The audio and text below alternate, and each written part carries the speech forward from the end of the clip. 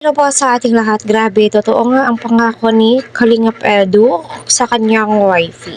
So, bago po ako mag-umpisa, marami pong salamat sa lahat na mag-subscribe sa aking channel at nagbibigay po ng likes, comments, ayan. Naway, nasa mabuti po kayong kalagayan. Patuloy po nating suportahan si Kalingap Rob, Kuya Val, Ate Edna, Kalingap Edu, Dr. Love, at ang buong team. Please wag po natin skip ang kanilang ads. So, yun na nga po, no. Bago po sila pumunta sa HQ noon, nung hindi pa po nakakakuha ng passport si wifey, ay napapag-usapan na nga po ang pagpasyal po nila abroad. Diba?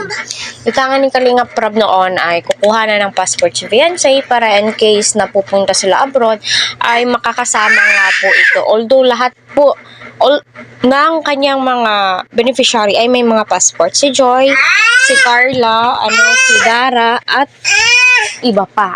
Kaya nakakatuwang pagmasdan na kahit saan po sila Kalingap Rob ay hindi pwedeng walang makakasamang kay Angels po niya. At ayun na nga pong pangako ni Kalingap Edu noon na sabi niya, sabay nating lilibutin, no?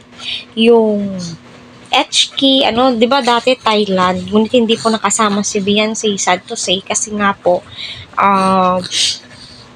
yung passport po niya ay may mga kulang-kulang, 'di ba, na mga requirements, pati sa kanya mga magulang, yung marriage contract ata yun. Pero ito na po, no, ito po yung perfect time, 'di ba? Ika nga ni Kalingap Peds ay gagawa po sila ng panibagong memory to keep. Magbubuo sila ng bagong memory para sa kanilang dalawa.